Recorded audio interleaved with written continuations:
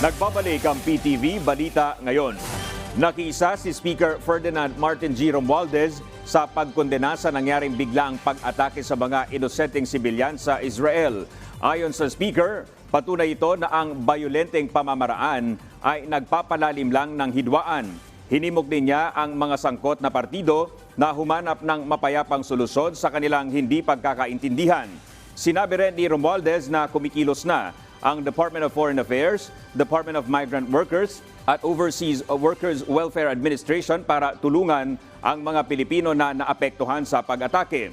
Nanawagan din si Speaker Romualdez sa mga Pilipino sa Israel na maging mapagmatyag at iprioridad ang kanilang kaligtasan sa gitna ng kaguluhan doon. Pinangunahan ni DILG Secretary Benhar Abalos ang pamimigay ng tulong pinansyal sa mga dating rebelde sa Region 8. 35 rebelde mula sa Northern Samar at 16 mula sa Eastern Samar ang nakatanggap ng aabot sa 2.9 million pesos na cash assistance sa ilalim ng Enhanced Comprehensive Local Integration Program o ECLIP. Kasabay rin ito ang pagsuko ng 56 na armas ng mga dating rebelde at binayaran sa pamamagitan pa rin ng ECLIP.